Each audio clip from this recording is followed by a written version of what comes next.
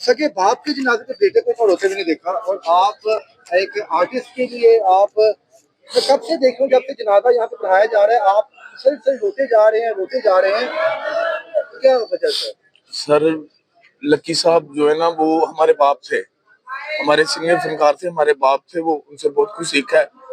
और बड़े कम सीनियर हैं जो इतना प्यार करते हैं जूनियर को। कितना प्यार सर वो आपके साथ करते थे? मेरे साथ तो उनके ये प्यार था कि मुझे वो जब भी बुलाते थे शोखा कह के बुलाते थे, शोखे, और मैं उनको दबके भी मार लेता था कि उस्ताद जी तुसी सेट से आना, मैं करना नहीं बढ़ लांगा, कोई गल नहीं, तुसी सेट से आओ जरा। तो मेरे नाल जान के एंट्री करते सन के चला तो की करना है। आज सोल्जर मैंने भाई वही याद कब है। आपको खबर मिली कि आपके उस्ताद मोहतरम इस दुनिया में नहीं रहे? मुझे ये हमारे भाई हैं आसिफ भाई, उन्होंने मुझे फोन किया कि लकी साहब की डेथ हुई, क्योंकि हम रात को बातें कर रहे थे कि यार अल्लाह उनको यहाँ पर्दा दे देंगे, आराम दे दे, क्योंकि बड़ी तकलीफ में थे वो। हमें नहीं पता था कि मुंह से निकली हुई बात इतनी जल्दी पूरी हो जाए। उस वक्त क्या जज्बात थे, क्या हालत जब आपको खबर मिली कि उस्ताद मोहतरम इस दुनिया में नहीं रहे? अभी मैं क्या आपसे बयान करूं, अभी मुझसे कोई बात नहीं हो रही।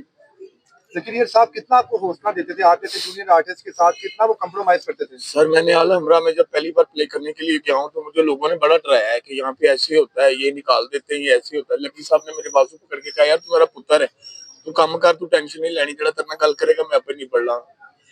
ये वाहिद फनकार था सीनियर जो जूनियर आर्टिस्ट को भी हौसला देता था। लेकिन सोल्जर भाई अब ये देखें कि स्टेज आर्टिस्टों में से और कोई बंदा इधर नहीं आ सका, कितनी ये तकलीफ का मुकाम है। सर वो आर्टिफिशियल लोग हैं जो नहीं किसी के जनाजे पे पहुंचते, समझे, ये सबने एक दिन जाना है।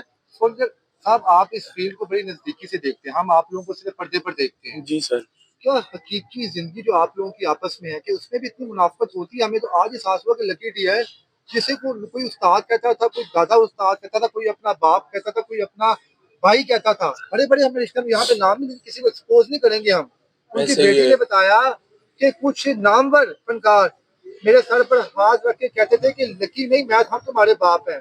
तो क्या ये सब कुछ भक्ति तौर पे होता है? जब सर ये बस ये आप लोग देख रहे हैं आजकल ये सोशल मीडिया का दौर चल रहा है, अपने व्यूज लेने के लिए, लाइक लेने के लिए लोग आते हैं। सुपरस्टार जिन्होंने अपने चैनल बनाए वो भी इसलिए आते थे, आज कोई भी नहीं इधर आया, देख ले आप, तो आपके सामने चल रहा है। आप क्या कहेंगे, जैसे आप एक शागिर्द के तौर पे यहाँ पे आते थे? जी जी। और जिस फनकार के आप शागिर्द थे उसने 30 साल इस इंडस्ट्री को दिए, और आज यहाँ पे कुल 30 लोग भी उस इंडस्ट्री के है, शागिर्द आप क्या समझते थे इंडस्ट्री के बारे में, क्या कहना चाहिए? सर ये इंडस्ट्री बेसिकली जो है ना वो मेरे ख्याल से ये जो हमारे बड़े सीनियर फनकार थे ना, बब्बू साहब, अमान साहब, ये उनके साथ ये इंडस्ट्री खत्म हो गई है।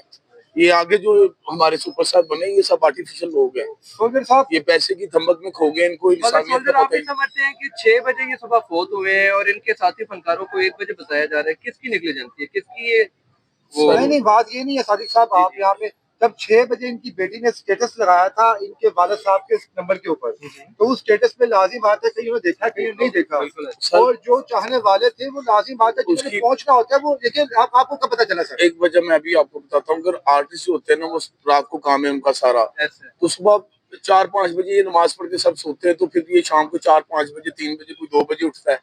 वो जैसे जैसे कोई उठा उससे वैसे वैसे जिसने मोबाइल खोला उसने देखी टिप्पी वगैरह। सोल्जर साहब आप आज माशाल्लाह कमा रहे हैं, इज्जत भी है, नाम भी है, शुक्र अल्लाह अल्हम्दुलिल्लाह। लकी डियर साहब का आपकी कामयाबी के पीछे कितना हाथ है? लकी साहब का बहुत ज्यादा हाथ है जी। लकी साहब मैंने फाइनल आपको बात बताई कि ये बाहर सीनियर से जो जूनियर से ज्यादा प्यार करते हैं, आखिरी चलाते थे आप। उनसे आखिरी मुलाकात यही है, मैंने और दानियल उनके साथ कमाल थिएटर में ड्रामा किया आखिरी। उनकी मालिश वगैरह करते रहे कि यार अल्लाह इनको ठीक कर दे। उनके साथ को गुजरा लम्हा जो आपको बड़ा सताएगा, वाकया सुनाएंगे। आप सुना दीजिए। कसूर में लास्ट टाइम हमारे साथ थे जी वो, तो हम लोग थोड़े से बीमार भी थे, वो फालत से नया नया उन्हें थोड़ी सी सेहत याबी अल्लाह पाक ने दी थी, तो हम उनको जानबूझ के उनको एक किस्म का टॉर्चर करते थे कि जी आप देखते आए सेट पे देखा जाएगा, अच्छा जो होएगा देखा जाएगा, जुगता ही होनी है। वो आगे से हमें गालियां भी निकालते थे, प्यार भी, वो प्यार वाली गालियां होती थी, वो दूसरी नहीं होती थी। आओ देख लेने ਤੁਹਾਨੂੰ ਤੁਸੀਂ ਕਿੰਨੇ ਮੈਨੂੰ ਇੰਨੇ ਸਾਲ ਹੋ ਗਏ ਨੇ 40 ਸਾਲ ਕੰਮ ਕਰਦੇ ਤੁਹਾਡੇ ਵਰਗੇ ਕਈ ਮੈਂ ਜੇਬ ਟਪਾਈ ਕਰਨਾ ਇੰਜ ਦੀਆਂ ਗੱਲਾਂ ਸਾਡੇ ਨਾਲ ਉਹਨਾਂ ਨੇ ਬੇਸ਼ੁਮਾਰ ਕਰਨੀ। अक्सर मैं काफी देर ਉਹਨਾਂ ਦੇ ਨਾਲ ਰਿਹਾ जी, तकरीबन ये कसूर में हमने ड्रामा किया है। लकी डियर साहब उसमें अमानत चंद साहब भी थे तकरीबन। वो हम जैसे जूनियर बंदों की खुशकिस्मती है कि हमने 1.25 घंटे की एंट्री लकी साहब और अमानत चंद साहब के साथ की। इस फील्ड में आने से पहले क्या करते थे आप?